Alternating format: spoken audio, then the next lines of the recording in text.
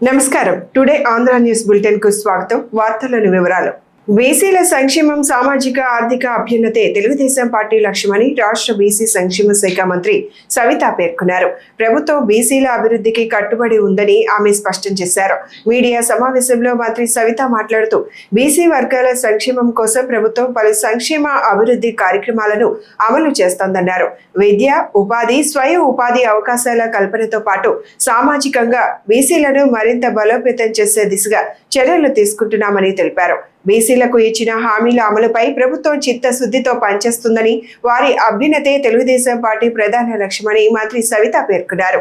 ప్రభుత్వం చేపడుతున్న కార్యక్రమాలను ప్రజల్లోకి తీసుకెళ్లాలని పార్టీ శ్రేణులకు ఆమె పిలుపునిచ్చారు. బీసీలు అంటేనే తెలుగుదేశం, తెలుగుదేశం అంటేనే బీసీలు అన్న విషయం మనకందరికీ తెలుసు. మరి బీసీలకు ఆనాటి నుంచి ఈనాటి వరకు అన్ని విధాలుగా అభివృద్ధి బాటలో పరుగులు పెట్టారంటే మరి అన్న నందమూరి తారక రామారావు గారు పునాదులు వేస్తే ఆ పునాదులపైన అభివృద్ధి అనే గోపురం కట్టిన వ్యక్తే మాన్యశ్రీ ముఖ్యమంత్రి చంద్రబాబు నాయుడు గారు అనే విషయం తెలియజేస్తూ, మరి ఈ 2 సంవత్సరాల సుపరిపాలనలో మరి బీసీలకు సింహభాగం వేశారన్న విషయం కూడా మీకు తెలియజేస్తూ, మరి బీసీల సంక్షేమమే మా ధ్యేయం, కూటమి ప్రభుత్వ లక్ష్యం అన్న విషయం కూడా తెలియజేస్తూ, మరి బీసీలు సమాజానికి మరి బ్యాక్వర్డ్ కాదు, ఈ బీసీలే ఈ రాష్ట్రానికి బ్యాక్ బోన్, ఈ రాష్ట్రాన్ని ఆంధ్రప్రదేశ్గా మార్చడానికి మరి బీసీలు బ్యాక్ బోన్గా తయారు కావాలనే లక్ష్యంతోనే ముందుకెళ్తున్నామన్న విషయం కూడా తెలియజేస్తూ, మొన్నటి రోజున మరి గతంలో మరి బడ్జెట్లో మరి బీసీలకే మరి సింహభాగం వేశారన్న విషయం కూడా తెలియజేస్తూ, కూటమి ప్రభుత్వం వచ్చిన తర్వాత మొదటి బడ్జెట్లో 35,000 కోట్లు బీసీలకు కేటాయించారు. రెండో బడ్జెట్లో 47,000 కోట్లు కేటాయించారన్న విషయం తెలియజేస్తూ, మరి మూడో బడ్జెట్లో 51,000 కోట్ల రూపాయలు కేటాయించిన చరిత్ర కూటమి ప్రభుత్వం అన్న విషయం కూడా మీకు తెలియజేస్తున్నాం. మరి అంతేకాకుండా బీసీలు అన్ని రంగాల్లోనూ ముందుండాలంటే మరి గట్టి పునాదులు వేయాలి. ఆ పునాదే, ఆ వజ్రాయుధమే మరి విద్య అని గ్రహించారు మరి అన్న నందమూరి తారక రామారావు గారు. అదే ఆశయంతోనే మాన్యశ్రీ ముఖ్యమంత్రి చంద్రబాబు నాయుడు గారు కూడా మరి బీసీ బిడ్డలకు మరి పెద్దపీట వేశారన్న విషయం కూడా తెలియజేస్తూ, గత ప్రభుత్వంపై పెన్షన్ల విషయంలో తీవ్ర విమర్శలు చేసిన తెలుగుదేశం పార్టీ నాయకుడు అప్పసాని రాజేష్ ప్రస్తుతం కూటమి ప్రభుత్వం అర్హులందరికీ న్యాయంగా పెన్షన్లు అందిస్తోందని అన్నారు. ప్రభుత్వం సంక్షేమానికి పెద్దపీట వేస్తోందని పేర్కొన్నారు. మీడియా సమావేశంలో అప్పసాని రాజేష్ మాట్లాడుతూ గత ప్రభుత్వ హయాంలో పెన్షన్ల పేరుతో ప్రజలను మోసం చేశారని ఆరోపించారు. అయితే కూటమి ప్రభుత్వం అధికారంలోకి వచ్చిన తరువాత అర్హులైన ప్రతి లబ్ధిదారుడికి పారదర్శకంగా పెన్షన్లు అందిస్తున్నామని చెప్పారు. ప్రజలకు ఇచ్చిన హామీల అమలులో ప్రభుత్వం కట్టుబడి పనిచేస్తోందని, సంక్షేమ పథకాలను ఎలాంటి వివక్ష లేకుండా అమలు చేస్తోందని తెలిపారు. ప్రజల విశ్వాసాన్ని నిలబెట్టుకునే విధంగా కూటమి ప్రభుత్వం పాలన సాగిస్తోందని అప్పసాని రాజేష్ పేర్కొన్నారు. 2,000 ఉన్న పెన్షన్కి అదనంగా తన పాలనా హయాంలో ఇంకొక 50% పెంపుదల చేస్తాను అని చెప్పని తాను ఎన్నికలకు ముందు వాగ్దానం చేశారు. ప్రజలు కూడా చంద్రబాబు నాయుడు గారిని అనుభవపూర్వకంగా చూసిన మేరకు 200 ఉన్న పెన్షన్ చంద్రబాబు నాయుడు గారు ఒకేసారి 1,000 రూపాయలు పెంచిన నేపథ్యం, 1,000 రూపాయలు అయిన దాన్ని 2,000 రూపాయలు ఒకేసారి పెంచిన నేపథ్యం చూసిన తర్వాత బహుశా జగన్మోహన్ రెడ్డి కూడా తన గనక పాలనాధికారం దక్కితే ఈ 2,000 పెన్షన్ని ఒకేసారి 3,000 చేస్తాడు అని చెప్పని ఆశించారు. కానీ ఒకసారి పాలకుడిగా పదవి బాధ్యతలు చేపట్టిన జగన్మోహన్ రెడ్డి గారు తాను చేసిన వాగ్దానాన్ని డీవియేట్ చేసి తన పాలనా హయాంలో ప్రతి సంవత్సరం జూలై 8వ తారీఖు రోజున వాళ్ళ నాయన పుట్టినరోజు సందర్భంగా అంటే ఈ 50% పెంపుదలని ఆయన 4 సంవత్సరాల్లో 12.5% పెంచుతాను అని చెప్పని వాగ్దానం చేసి, అంటే ప్రజలని ఎన్నికలకు ముందు ప్రజల్లో పెంచిన అంచనాల్ని తప్పుదో పట్టిస్తూ అతను తన వాగ్దానాన్ని కూడా పలచన చేసిన తీరు రాష్ట్ర ప్రజలకు గుర్తుంది. ఇదే క్రమంలో ఇక్కడ ఒక అంశం గుర్తు చేసుకోవాల్సింది ఏంటి అంటే, జగన్మోహన్ రెడ్డి పాలనా హయాంలో 2021 ఏప్రిల్ నుంచి ఆగస్టు వరకు వాస్తవంగా కరోనా సెకండ్ వేవ్ రాష్ట్రంలో ఉధృతంగా ఉన్న సందర్భం, దాదాపుగా వర్క్ ఫ్రమ్ హోమ్లు అలాగే స్కూల్స్ కూడా ఆన్లైన్ క్లాసులు జరుగుతూ ఉన్న సందర్భం. కరెంటు సగటు వినియోగం పెరిగిన నేపథ్యం. ఇటువంటి పరిస్థితుల్లో ఏప్రిల్ నెల నుంచి జూలై వరకు సగటుగా తీసుకొని ఏ నెలైనా సరే 300 యూనిట్ల కన్నా ఎక్కువగా కరెంటు వినియోగించితే దాన్ని ప్రామాణికంగా తీసుకొని ఆ రోజుల్లో జగన్మోహన్ రెడ్డి పాలనా హయాంలో 7 లక్షల పెన్షన్లని కోత విధించిన నేపథ్యం కూడా ప్రజలకు చాలా స్పష్టంగా గుర్తుంది. అన్నిటికన్నా ముఖ్యంగా 2014-19 మధ్యకాలంలో చంద్రబాబు నాయుడు గారి పాలనా హయాంలో ఒక నెల గనక పెన్షన్ తీసుకోకుంటే రెండో నెల పెన్షన్ కూడా తీసుకోవడానికి వెసులుబాటు లబ్ధిదారులకు ఉంది. అదే క్రమంలో ఒకవేళ రెండో నెల కూడా తీసుకోకుండా ఉన్న మూడో నెల కూడా ఆ లబ్ధిదారుడు ఈ గడిచిన 2 నెలల పెన్షన్ కలిపి 3వ నెల పెన్షన్తో పాటు తీసుకునే వెసులుబాటు ఉంది.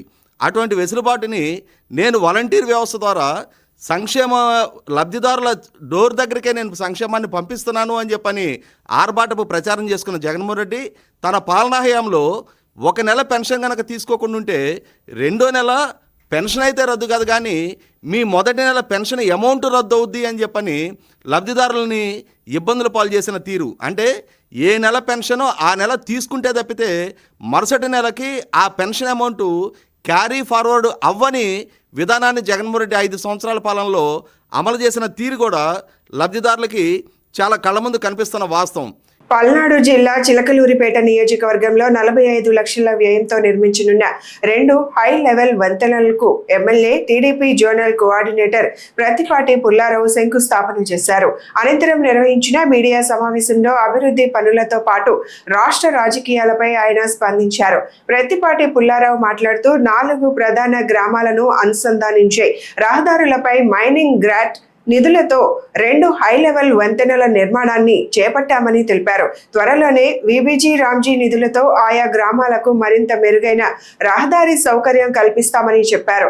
రాష్ట్రంలో కూటమి ప్రభుత్వం సుపరిపాలన, అభివృద్ధి, సంక్షేమ కార్యక్రమాలను సమర్థవంతంగా అమలు చేస్తోందని అన్నారు. ముఖ్యమైనటువంటి కార్యక్రమాలకి శంకుస్థాపన చేయడం జరిగింది. ఈ 2 కూడా వాళ్ళు గతంలో 20 ఏళ్లుగా మాకు ఇది కావాలి, ఈ హై లెవెల్ వంతెన అంటే ఈ కల్వర్ట్స్ హై లెవెల్ నిర్మాణం చేస్తే పొలాలకు పోయేటువంటి దానికి ఇక్కడ నుంచి గోవిందపురం నుంచి గోనెపూడికి, రెండవది అక్కడ చందవరం నుంచి బుక్కాపురం వెళ్ళేటువంటి 2 అతి ముఖ్యమైనటువంటి కల్వర్ట్స్. ఇది 40 లక్షల రూపాయలతోటి, అక్కడ 15 లక్షల రూపాయలు. ఈ 2 కూడా కల్వర్ట్స్ నిర్మాణం చేస్తే చందవరం నుంచి బుక్కాపురం వెళ్ళేటువంటి దానికి 5 కిలోమీటర్ల రోడ్డు కూడా అంచనాలు పెట్టి పూర్తి స్థాయిలో జీరాం దాన్ని చేస్తే ఆ 2 గ్రామాల్లో దాదాపు 3 గ్రామాల రైతులు పొలాలకు పోయేటువంటి దానికి కానీ ఆ భూముల ధరలు పెరిగేటువంటి దానికి ఉపయోగపడుతుంది. 3 గ్రామాల చాలా సంతోషంగా ఉన్నారు ఈరోజు శంకుస్థాపన చేయటం. అదేవిధంగా ఇది మా గుత్త వెంకటేశ్వర ఉన్నంతకాలం ఈ కల్వర్ట్ నిర్మాణం చేస్తే కోరిపూడి పోవటానికి, పొలాలకు వెళ్ళేటువంటి దానికి, కోటప్పకుండా పోయేటువంటి దానికి అన్ని రకాల ఇది ఉపయోగపడుతుంది. పార్టీలకు అతీతంగా గ్రామస్తులు అందరూ కోరుకునే బ్రిడ్జి అని వాళ్ళు అడిగితే దానికోసం ఇప్పుడు 40 లక్షల రూపాయలు ఇది మైనింగ్ గ్రాంట్ కింద శాంక్షన్ చేసి శంకుస్థాపన చేశాము. పూర్తి చేస్తే దీనివల్ల ఏంటంటే గోవిందపురం, గోనెపూడి అందరికి ఉపయోగపడుతుంది, కోటప్పకొండ ఇటు పోవటానికి కూడా. కాబట్టి ఈరోజు ఒక 2 ముఖ్యమైన చాలా ప్రాధాన్యత కలిగినటువంటి కల్వర్ట్స్ కి శంకుస్థాపన చేశాము. అది త్వరలో పూర్తి చేసి రోడ్లు కూడా ఏదైతే గోవిందపురం టు గోనెపూడి, చందవరం టు బుక్కాపురం ఈ రోడ్లు కూడా నిర్మాణం చేస్తే వాళ్ళకి ఆ గ్రామాలు వెళ్ళేటువంటి దానికి దూరం కూడా తగ్గేటువంటి అవకాశం. ఇది గ్రామస్తులందరికీ సంతోషకరమైనటువంటి అభివృద్ధి కార్యక్రమం. ఆ విధంగా ఈరోజు ఈ యొక్క కార్యక్రమాలకు శంకుస్థాపన చేయడం జరిగింది. రెండవది ఎస్ఐఆర్ మీద లేని ఆరోపణలు చేస్తున్నారు వైసీపీ వాళ్ళు. వాళ్ళకేంటి విష ప్రచారం చేయడానికే ఆ ఛానల్ పత్రిక పెట్టుకున్నట్టు కనపడుతుంది. వాళ్ళకి బిఎల్ఏలు ఉన్నారు,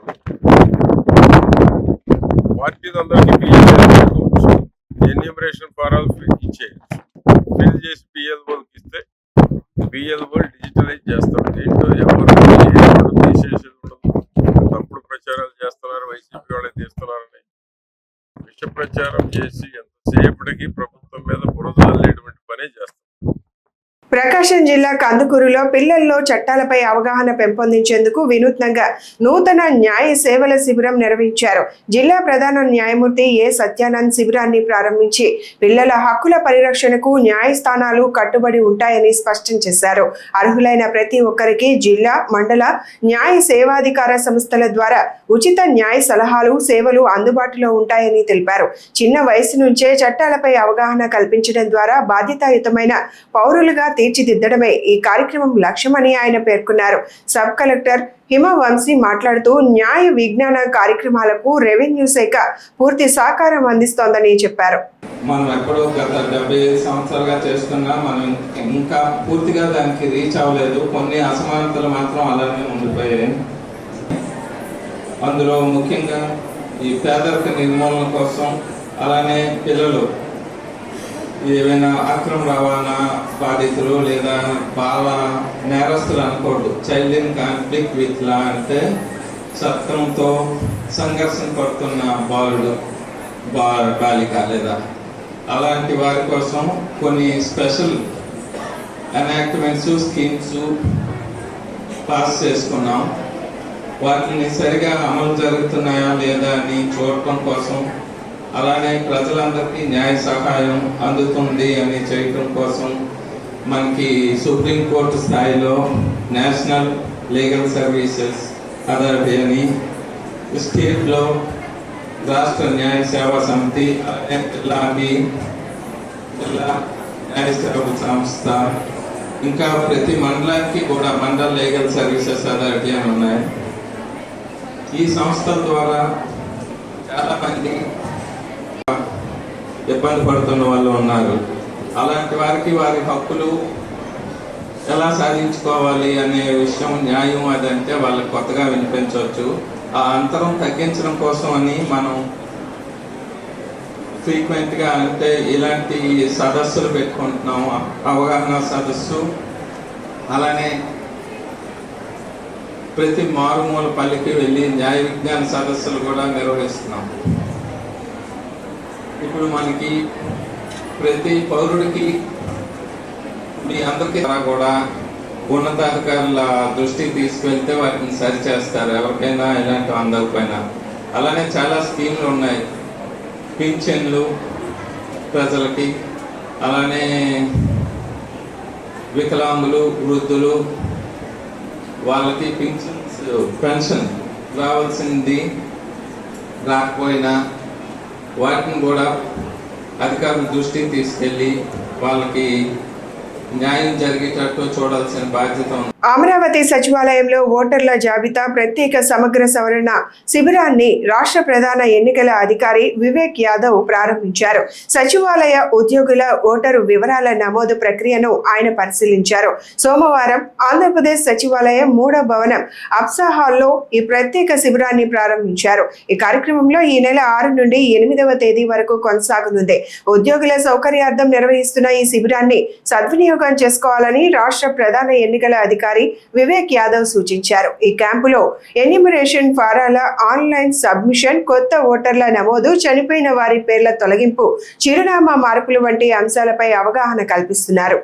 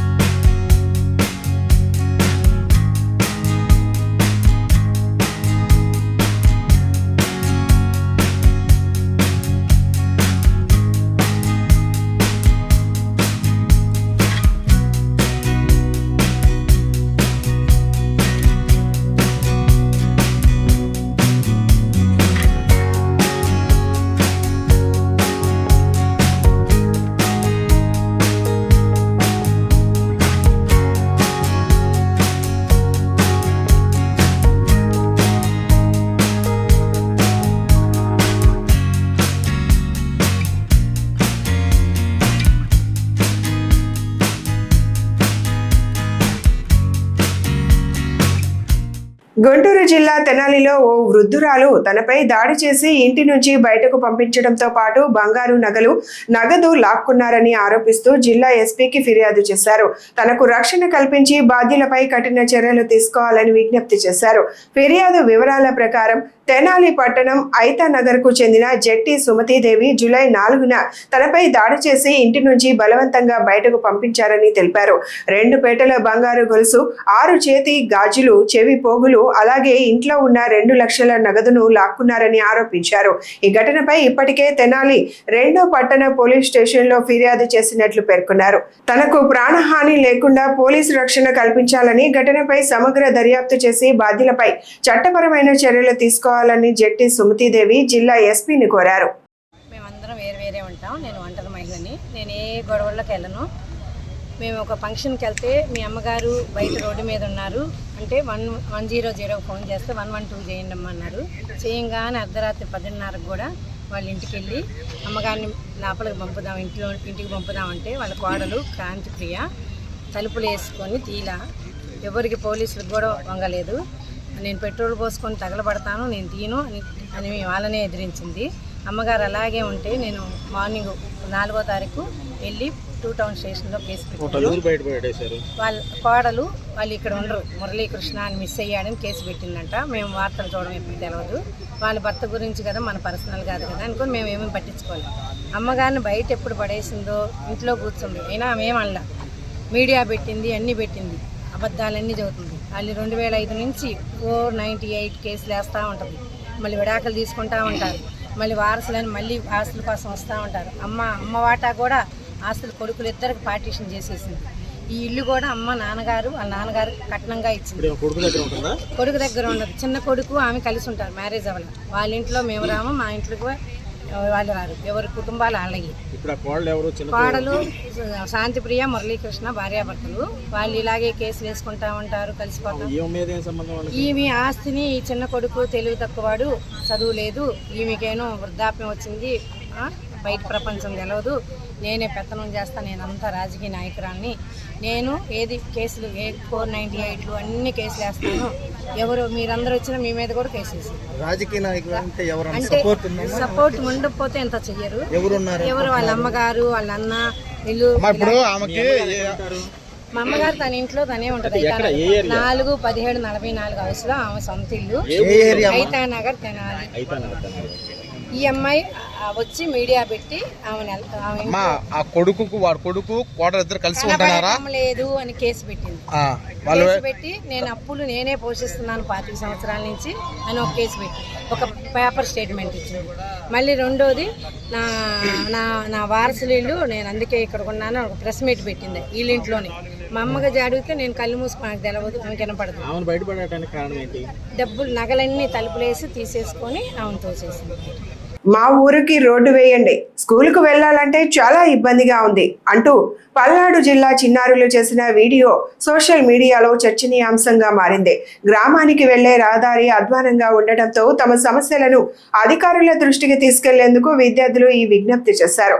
పల్నాడు జిల్లా పెదకూరపాడు నియోజకవర్గంలోని పెదకూరపాడు మండలం 75 త్యాలూరు నుంచి తమ్మవరం గ్రామానికి వెళ్లే రహదారి పూర్తిగా దెబ్బతినడంతో గ్రామస్తులు, ముఖ్యంగా విద్యార్థులు తీవ్ర ఇబ్బందులు ఎదుర్కొంటున్నారు. ప్రతిరోజు పాఠశాలకు వెళ్లే సమయంలో ఇబ్బందులు పడుతున్నామని, తమ గ్రామానికి వెంటనే రోడ్డు నిర్మించాలని విద్యార్థులు వీడియో ద్వారా ప్రభుత్వాన్ని కోరారు. నారా చంద్రబాబు నాయుడు గారు, ఉప ముఖ్యమంత్రి పవన్ కళ్యాణ్ గారు, మా ఊరు తమ్మవరం అండి. మేము జడ్పీహెచ్ఎస్ తాలూరు స్కూల్కి వెళ్తున్నాము. అక్కడ నుంచి మా ఊరికి 5 కిలోమీటర్లు ఉంటుంది. వాళ్ళు పడ్డప్పుడు గుంటల నిండా నీళ్ళు వస్తాయి. కొంచెం దయచేసి మాకు రోడ్లు పోయండి. ముఖ్యమంత్రి గారికి, ఉప ముఖ్యమంత్రి గారికి దయచేసి తమ్మవారి నుంచి తాళూరుకు పోయే రోడ్డు స్కూల్కి వెళ్ళడానికి పిల్లలకి చాలా ఇబ్బందిగా ఉంది. దయచేసి మీరు చర్య తీసుకొని ఈ రోడ్డుకి పోసే మార్గం చూడండి. ధన్యవాదాలు.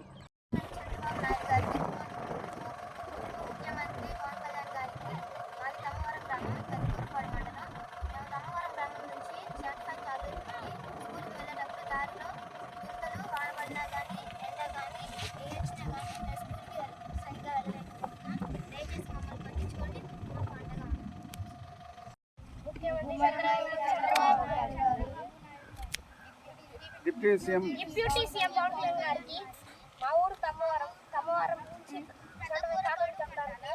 5 కిలోమీటర్లు అంతా చాలా కష్టంగా ఇబ్బందిగా ఉంది. మీరు దయచేసి రోడ్లు పోయించండి. బస్సులో ఎక్కితే బాగా ఇబ్బందిగా ఉంది. నమస్కారం. సీఎం చంద్రబాబు నాయుడు గారికి, ముఖ్యమంత్రి పవన్ కళ్యాణ్ గారికి, మా తమ్మవరం గ్రామం మండలం పల్నాడు జిల్లా 75,000 తమ్మవరం గ్రామానికి 5 కిలోమీటర్లు దారి సరిగ్గా బాగలేదు. పిల్లలు వెళ్ళడానికి బాగా ఇబ్బంది పడుతున్నారు. కొంచెం దయించి కొంచెం మాకు రోడ్డు వేసినట్టుగా కొంచెం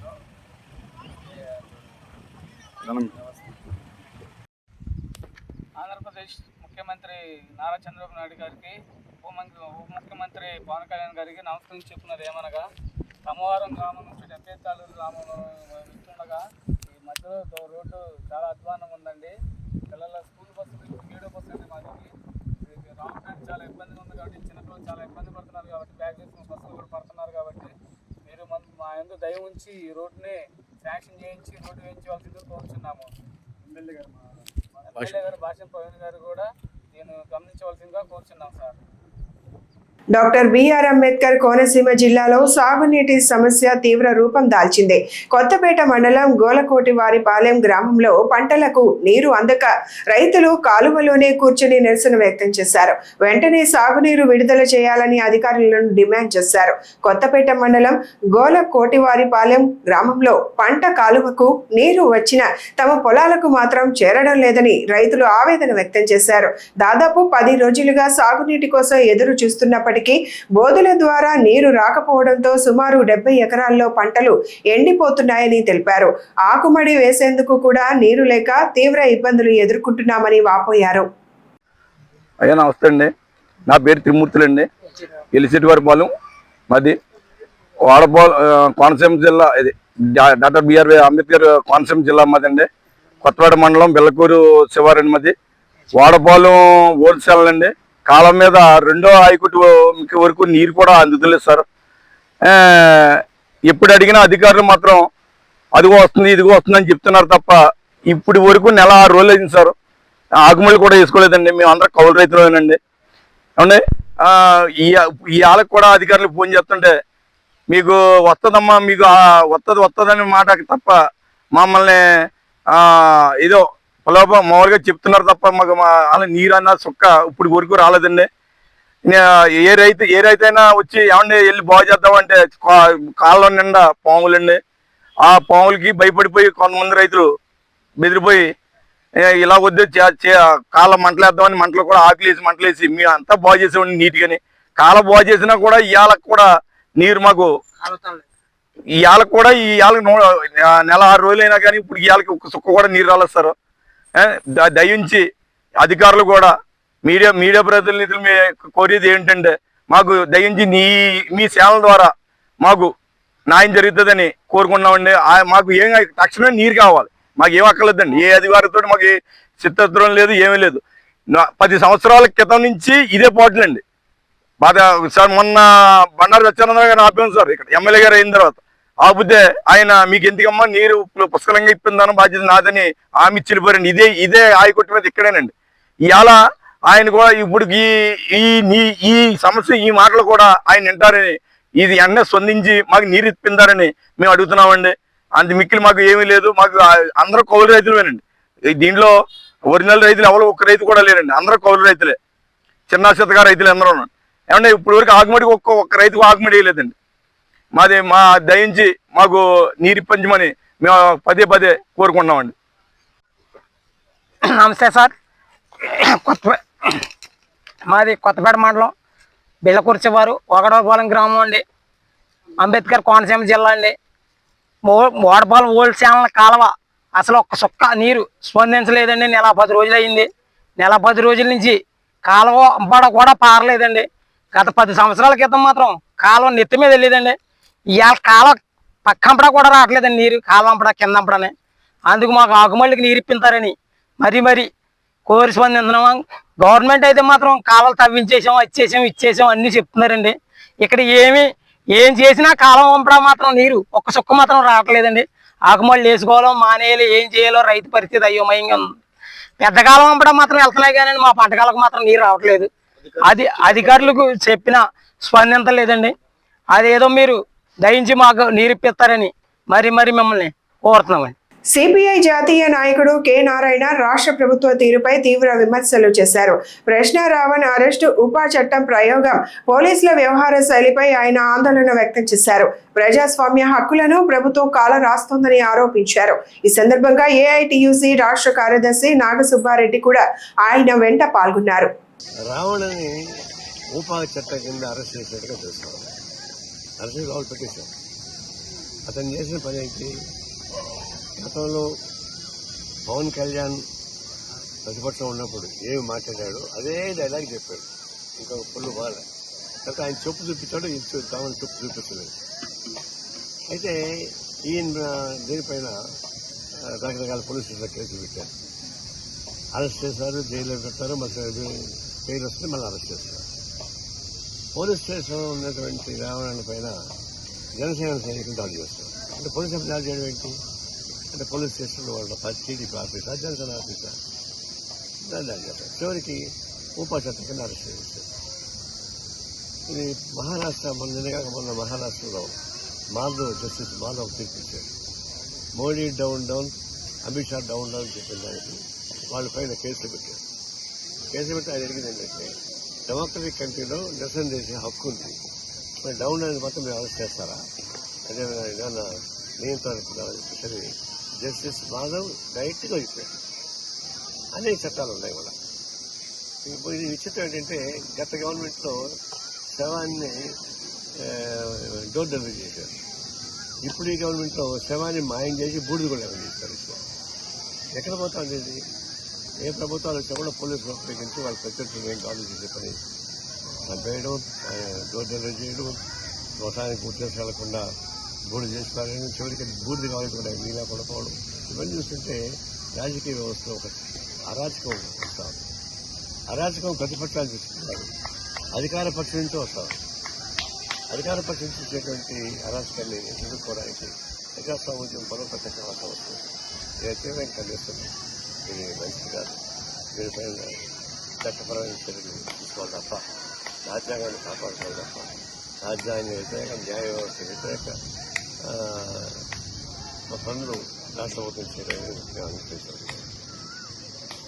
తెలంగాణ మాజీ ముఖ్యమంత్రి కేసీఆర్ ఆంధ్రప్రదేశ్ ప్రజల మనోభావాలను దెబ్బతీసేలా ఎలాంటి వ్యాఖ్యలు చేయవద్దని జై ఆంధ్ర ఉద్యమ నాయకులు తురుగా శ్రీరామ్ హెచ్చరించారు. ఆంధ్రప్రదేశ్ గౌరవం, ప్రజల ఆత్మ గౌరవాన్ని కించపరిచే ప్రయత్నాలు మానుకోవాలని, లేకపోతే ప్రజాస్వామ్యబద్ధంగా తీవ్ర నిరసనలు చేపడతామని ఆయన పేర్కొన్నారు. ఖబర్దార్ కేసీఆర్ అంటూ ఆయన ఘాటుగా హెచ్చరిక జారీ చేశారు. జై ఆంధ్ర. తెలంగాణ నాయకులు మళ్ళీ ఆంధ్ర నాయకుల మీద కారుకూతలకు వస్తున్నారు. ఈరోజు బీఆర్ఎస్కి సంబంధించిన మాజీ మంత్రి జగదీష్ రెడ్డి ఆ కాళేశ్వరాన్ని అడ్డం పెట్టుకుని, గోదావరి జలాలను అడ్డం పెట్టుకుని మళ్ళీ చంద్రబాబు నాయుడు గారి మీద, ఇతర ఆంధ్ర నాయకుల మీద నోటుకొచ్చినట్టు మాట్లాడుతున్నాడు. ఇది ఎట్టి పరిస్థితి సహించే ప్రసక్తే లేదు. మీరు 12 ఏళ్ళు పరిపాలన చేసుకున్న తర్వాత కూడా మీరు కాళేశ్వరం గురించి ఈరోజు కూడా మాట్లాడుతున్నారంటే మీ చేతకంతనం అర్థమవుతుంది. 10 సంవత్సరాలు పరిపాలించిన కేసీఆర్ ఏం చేయగలిగాడు? కాళేశ్వరాన్ని కూలేశ్వరం చేసేసాడు. 1,00,000 కోట్ల అవినీతి అని చెప్పి అందరూ మాట్లాడారు. ఈరోజు మీరు అదే కాళేశ్వరం వల్ల ఈరోజు మీరు ఓడిపోయి ప్రతిపక్షంలో కూర్చున్నారు జగదీశ్వర్ రెడ్డి. ఈరోజు నువ్వు వచ్చి మాట్లాడతావు. నీ వెనకాల కేసీఆర్ ఉండి మాట్లాడిస్తున్నాడని మా అందరికీ తెలుసు. కేసీఆర్, నువ్వు, కేటీఆర్ మీరంతా కలిసి చేసే నాటకాలని ఆంధ్ర వాళ్ళు చూస్తూ ఊరుకునే ప్రసక్తి లేదు. గోదావరి జలాల మీద మాట్లాడితే అసలే ఊరుకునే ప్రసక్తి లేదు. కాళేశ్వరంలో కూలేశ్వరం చేశారా? దాంట్లో ఎవరెంత అవినీతి చేశారు మీరు చూసుకోండి. అంతే తప్ప దాన్ని అడ్డం పెట్టుకొని ఆంధ్రుల మీద మాట్లాడితే మాత్రం ఎట్టి పరిస్థితుల్లోనూ ఊరుకునే సమస్య లేదు. పైగా గోదావరి జలాల మీద మాట్లాడుతున్నారు. గోదావరి జలాల మీద పూర్తి మిగులు జలాల మీద పూర్తి హక్కులు ఆంధ్రప్రదేశ్కే ఉన్నాయి. సో ఈ విషయాన్ని మర్చిపోయి ఏదో ఒక ఆంధ్ర వాళ్ళు చంద్రబాబు నాయుడు లేదంటే ఇంకో పేరు చెప్పి మీ చేతకాంతనాన్ని ఇప్పటికి 12 ఏళ్ల తర్వాత కూడా ఆంధ్రుల మీద రుద్దేసి ఆంధ్రులని తక్కువ చేసి మాట్లాడే ప్రయత్నం చేస్తే ఈ రోజు కూడా ఆంధ్ర వాళ్ళు ఏదో దోచుకుంటున్నారు అది ఇది అని పిచ్చి మాటలు మాట్లాడితే చూస్తూ ఊరుకునేది రోజు ఎట్టి పరిస్థితిలో చూస్తూ ఊరుకోము. ఇది జగదీశ్వర్ రెడ్డికి చెప్తున్నాం, కేటీఆర్కి చెప్తాం, అందరికన్నా ముఖ్యంగా వీళ్ళ వెనకాలండి ఈ కుట్రలు చేసే కేసీఆర్కి ముఖ్యంగా చెప్తాం. కేసీఆర్ నువ్వు ఆ ఫామ్ హౌస్కే పరిమితం అయితే మంచిది, అంతే తప్ప ఓడిపోయి ఈరోజు మళ్ళీ ఆంధ్రుల మీద కుట్రలు చేసి ఆంధ్ర వాళ్ళు ఇది అని చెప్పి కుట్రలు చేసి మళ్ళీ నీ రాజకీయాన్ని చేసి మళ్ళీ ఏదో అధికారంలోకి రావడం కోసం ఆంధ్ర వాళ్ళని తిడితే మాత్రం, లేదంటే నీ జగదీష్ రెడ్డి లాంటి వాళ్ళ చేత మొరిగిస్తే మాత్రం ఎట్టి పరిస్థితిలో చూస్తూ ఊరుకోం. ఖబర్దార్ కేసీఆర్. జై ఆంధ్ర, జై జై ఆంధ్ర. తెలంగాణకు చెందిన జర్నలిస్ట్ కేవీఆర్ ప్రశ్న రావణ్ అరెస్టులపై మాజీ మంత్రి అంబటి రాంబాబు తీవ్ర ఆగ్రహం వ్యక్తం చేశారు. ప్రభుత్వ వైఫల్యాలను ప్రశ్నించిన వారిపై చర్యలు తీసుకోవడం ప్రజాస్వామ్యానికి విరుద్ధంగా విమర్శించారు. సోమవారం గుంటూరులోని బృందావన్ గార్డెన్స్ లో ఉన్న జిల్లా వైఎస్ఆర్ కాంగ్రెస్ పార్టీ కార్యాలయంలో ఏర్పాటు చేసిన మీడియా సమావేశంలో అంబటి రాంబాబు మాట్లాడారు. జర్నలిస్ట్ కేవీఆర్ ప్రశ్న రావణ్ వైఎస్ఆర్ కాంగ్రెస్ పార్టీకి చెందిన వారు కాదని, ప్రభుత్వ తప్పులను ప్రశ్నిస్తున్న వ్యక్తులు మాత్రమేనని అన్నారు. కూటమి ప్రభుత్వ హయాంలో పోలీస్ వ్యవస్థ కీలు బొమ్మగా మారిందని ఆరోపించారు. ప్రజాస్వామ్యంలో విమర్శించే హక్కును అణచివేయడం సరికాదని పేర్కొన్నారు. రావణ మావాడు కాకపోవచ్చు, మా పార్టీ కాకపోవచ్చు, వాళ్ళ సతీమణి చెప్పింది మాకు ఏ పార్టీతో సంబంధం లేదు అని. ఇలాంటి తప్పుడు కేసు పెట్టి ఉగ్రవాదుల మీద పెట్టేటటువంటి కేసుని ఒక యూట్యూబర్ మీద మిమ్మల్ని ప్రశ్నిస్తున్నాడనే ఉద్దేశంతో మీరు పెడితే మేము చూస్తూ ఊరుకోవాలా? వైఎస్ఆర్ కాంగ్రెస్ పార్టీ ఈ తప్పును తప్పు అని అనకూడదా? తప్పును తప్పు అంటాం. అతనుకు అన్యాయంగా కేసులు పెడుతున్నారు కాబట్టి మా వైపు నుంచి కోరితే లీగల్ యాక్షన్, లీగల్ సపోర్ట్ కూడా చేస్తామని జగన్మోహన్ రెడ్డి గారు చెప్పడం జరిగిందని మనం చూస్తున్నాం. కాబట్టి ఇవాళ ఒకసారి చూసినట్లయితే మీరు కేవీఆర్ మా పార్టీ కాదు, రావణ మా పార్టీ కాదు, చచ్చిపోయి బూడిదైపోయినటువంటి సాయికృష్ణ మా పార్టీ కాదండి. ఆయన జనసేన. అంతేకాదు పేరుపోగు క్రాంతి కుమార్ మా పార్టీ కాదండి, ఆత్మహత్య చేసుకున్నాడు. పోలీస్ హెరాస్మెంట్కి భరించలేక ఆత్మహత్య చేసుకున్నాడు. అతను మా పార్టీ కాదు, తెలుగుదేశం. తెలుగుదేశం రావాలి రావాలి రావాలి అని, చంద్రబాబు ముఖ్యమంత్రి కావాలి కావాలి అని దేశమంతా తిరిగాడు నాన్న. మా పార్టీ కాదు. ఇది వదిలేస్తామా? మానవ హక్కులు అరించిపోతున్నప్పుడు, పోలీసు యంత్రాంగం దుష్ట ప్రయత్నం చేస్తున్నప్పుడు, ప్రభుత్వం చేతిలో కీలుబొమ్మల్లాగా పోలీసులు వ్యవహరించి ఏ కేసు పడితే ఆ కేసు పెట్టేసే కార్యక్రమం చేస్తున్నప్పుడు, బాధితుల్ని ముద్దాయిలు చేస్తున్నప్పుడు వైఎస్ఆర్ కాంగ్రెస్ పార్టీ చూస్తూ ఊరుకోదు. వారికి రక్షణగా వస్తుంది. అతను తెలుగుదేశం కావచ్చు, అతను జనసేన కావచ్చు, అతను ఏ పార్టీకి చెందినవాడు కావచ్చు, ఒక అన్యాయ సమాజంలో జరుగుతున్నప్పుడు వెలుగెత్తి చాటవలసినటువంటి బాధ్యత 5 సంవత్సరాలు ఈ రాష్ట్రాన్ని పరిపాలించినటువంటి ఒక రాజకీయ పార్టీగా, 40% ఓన్ బ్యాంక్ కలిగినటువంటి రాజకీయ పార్టీగా, ఒక చైతన్యవంతమైన రాజకీయ పార్టీగా ఖచ్చితంగా ఈ తప్పుల్ని ఖండించడానికి ప్రయత్నం చేస్తుంది. ఇవాళ రావణ విషయంలో కూడా అన్యాయంగా, అక్రమంగా ఎక్సెస్ యాక్షన్ చేస్తున్నారు. కేసు పెట్టండి, తప్పులేదు. కేసు పెట్టండి, కోర్టు ప్రొడ్యూస్ చేయండి, బెయిల్ చేస్తే పంపించేయండి, మళ్ళీ వాయిదాలు పిలవండి. అట్ట కాదంట, కేసు మీద కేసు, కేసు మీద కేసు, కేసు మీద కేసు, కేసు మీద కేసు. చివరికి ఇప్పుడు ఎక్కడ చల్లబడ్డారంటే రావణ్ణి నెల్లూరు సెంట్రల్ జైలుకి పంపించిన తర్వాత అమ్మాయ ఇక చంద్రబాబు నాయుడు గారు, లోకేష్ గారు అప్పుడు నిద్రపెట్టినట్టుంది. ఎన్నాళ్ళు పెడతారయ్యా? నాకు అర్థం కాలేదు. ఎన్నాళ్ళు పెడతారు రావణ్ణి? తప్పుడు కేసులు పెట్టి జీవితాంతం లోపల పెడతారా? బయటికి రాడా? ఎంత ప్రాముఖ్యత ఇచ్చారు? సమస్యలు ఎన్నున్నాయి ఈ రాష్ట్రంలో. ఈ సమస్యలన్నీ వదిలేసి రావణు, కేవీఆర్ ఇలాంటి సోషల్ మీడియా యాక్టివిస్టుల్ని కట్టడి చేసే కార్యక్రమం నేను తెలియగలుగుతానండి. చంద్రబాబు నాయుడు గారు, లోకేష్ గారు, పవన్ కళ్యాణ్ గారు ఎవరండి కిరా కార్పిన? ఇప్పుడు చూసారా మీరు? ఇన్ని బూతులు మాట్లాడతాడు. సీమరాజు ఎన్ని బూతులు మాట చూసారుగా. వాళ్ళనేమో మీరు పెట్టుబడి పెట్టి మాట్లాడిస్తారు, వాళ్ళ మీద యాక్షన్ తీసుకోండి. నేను కంప్లైంట్ ఇచ్చా కిరా కార్పి మీదను, సీమరాజు మీద. మీకు గుర్తుందో లేదో? పోలీసులు మేము చేయమన్నారు, రీచ్ చేయమన్నారు. తర్వాత కోర్టుకి వెళ్ళా. కోర్టు వారి ముట్టికెళ్ళేసిన తర్వాత రీచ్ చేశారు, యాక్షన్ తీసుకోండి. తెలంగాణ ఉద్యమ స్ఫూర్తిని ప్రజల్లో చాటి చెప్పిన నాయకుల్లో మాజీ మంత్రి స్వర్గీయ దాస్యం ప్రణయ్ భాస్కర్ ఒకరని పలువురు నాయకులు కొనియాడారు. ఆయన 70వ జయంతి సందర్భంగా హనుమకొండలో ఘనంగా నివాళులు అర్పించారు. హనుమకొండలో నిర్వహించిన కార్యక్రమంలో మాజీ మంత్రి స్వర్గీయ దాస్యం ప్రణయ్ భాస్కర్ 70వ జయంతిని పురస్కరించుకొని ఆయన చిత్రపటానికి పూలమాలలు వేసి నివాళులు అర్పించారు. ఈ సందర్భంగా దాస్యం శిరీష్ కర్ణమున మాట్లాడుతూ తెలంగాణ ఉద్యమ స్ఫూర్తిని ప్రజల్లో నింపిన నాయకుడిగా ప్రణయ్ భాస్కర్ చిరస్థాయిగా గుర్తుండిపోతారని అన్నారు. ప్రజాసేవ, సామాజిక న్యాయం, తెలంగాణ అభివృద్ధి కోసం ఆయన చేసిన సేవలు చిరస్మరణీయమని పేర్కొన్నారు. తెలంగాణ స్ఫూర్తిదాయకులు హనుమకొండ నియోజకవర్గ మాజీ మంత్రివర్యులు దాస్యం ప్రణయ్ భాస్కర్ గారి 70వ జయంతి 29వ వర్ధంతి. అయితే ఆయనే మనం వదిలేసి 29 సంవత్సరాలు అవుతున్నప్పటికీ కూడా ఆయన జ్ఞాపకాలు ఇంకా ఇప్పటికీ కూడా ఆయన అభిమానులు ఎంతోమంది నెమరేసుకుంటున్నారు. ఇందిరానగర్లో పట్టాలైతేనేమి, సోమిళ్ళ క్వార్టర్స్ అయితేనేమి, హసన్పర్తిలో క్వార్టర్స్ అయితేనేమి, బాలసముద్రము, నాగేందర్ నగర్, ఇక్కడ ఇంటి పలు చోట్ల ఇంటి పట్టాలైతేనేమి, ఉద్యోగాలు పెట్టించుడు, ట్రాన్స్ఫర్లు చేయించుడు, ఇట్లా ఆయనే పవర్లో ఉన్న 2.5 సంవత్సరాల్లోనే ఎంతోమంది జీవితాలని హద్దుకున్నారు. వాళ్ళందరూ కూడా ఇప్పుడు ప్రణయాన్న మా ఇంటి దీపము మాకు లేకుండా పోయిందని చెప్పి వాళ్ళు నేను కలిసిన ప్రతి ఒక్కరు కూడా అదే బాధపడుతున్నారు. చిన్నప్పుడే నాన్నగారు చనిపోయినప్పటికీ కూడా వాళ్ళందరి ఆయన అభిమానుల జ్ఞాపకాలతోటి మా నాన్న ఇట్లుంటుండేనా, ప్రణయ్ భాస్కర్ అంటే ఇట్లుంటుండేనా, ప్రణయాన్న అంటే ఇట్లుంటుండేనా అని చెప్పి నేను వాళ్ళ నుంచి నేర్చుకుంటున్నా. ఆ గుర్తులన్నీ నేను తెలుసుకుంటున్నా.